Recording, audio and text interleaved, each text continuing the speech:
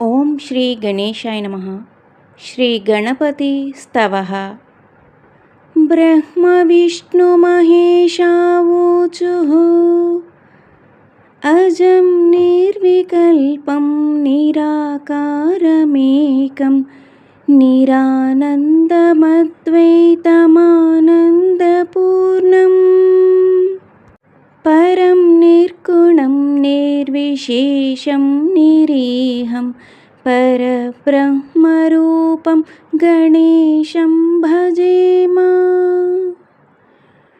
గుణాతీతమాద్యం చిదానందరూపం చిదాభాసకం సర్వగం జ్ఞానగమ్యం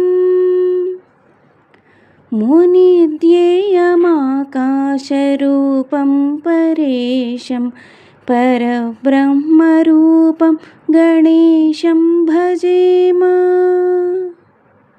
జగత్కారణం కారణజ్ఞానరూపం సురాధిం సుఖాధిం యుగాధిం గణేశం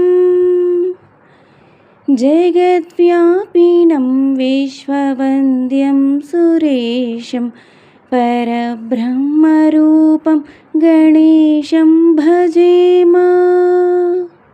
రజోయోగతో బ్రహ్మరూపం శ్రుతిజ్ఞం సదా కార్యసక్తం హృదా చింత్యరూపం జగత్కారకం సర్వవిద్యానిధానం పరబ్రహ్మరూపం గణేశం నతాస్మః. సదా సత్వయోగం ముదా క్రీడమానం సురారిన్హరం తం జగత్పాలయంతం అనేకావతారం నిజజ్ఞానహారం సదా విష్ణురూపం గణేశం నమామః.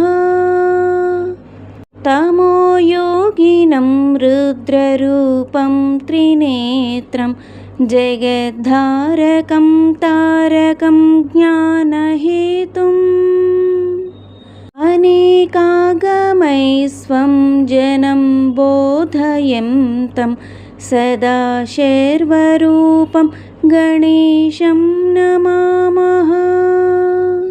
తమస్తోమహారం జనజ్ఞానహారం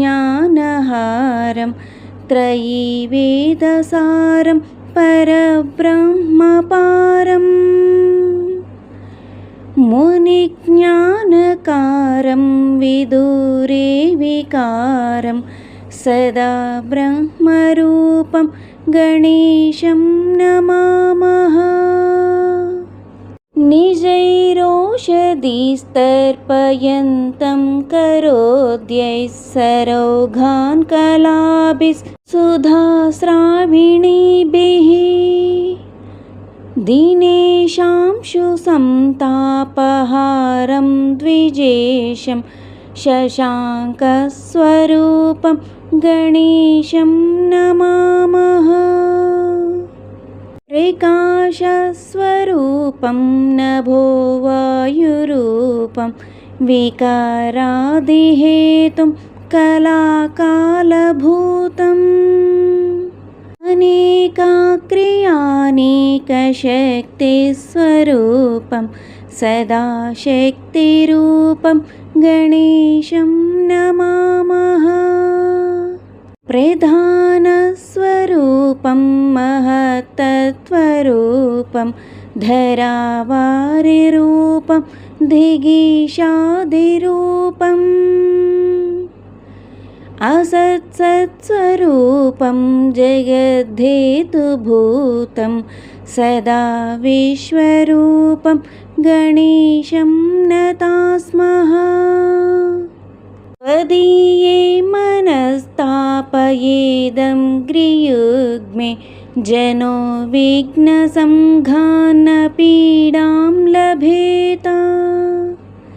सत्सूर्यबिम्बे विशाले स्थितोऽयं जनोद्वां तपीडां कथं वा लभेत वयं भ्रामितः सर्वथा ज्ञानयोगदलब्धा तवाङ्घ्रिं बहून् वर्षपूगान् इदानीमवाप्तास्तवैव प्रसादात् प्रपन्नान् सदा पाहि विश्वम्भराद्या। गणेश उवाच इदं यः पठेत् प्रातरुत्थाय धीमान् त्रिसन्ध्यं सदा भक्तियुक्तो विशुद्धः सपुत्रान् श्रियं सर्वकामान् लभेत परः ब्रह्मरूपो भवेदन्तकाले इति गणेशपुराणे उपासनाखण्डे त्रयोदशोऽध्याये శ్రీగణపతిస్తవః సంపూర్ణం. నా వీడియో కనుక మీకు నచ్చినట్లయితే తప్పకుండా లైక్ చేయండి, షేర్ చేయండి, సబ్స్క్రైబ్ చేయండి. నా ఛానల్ గ్రోత్కి సపోర్ట్ చేయండి.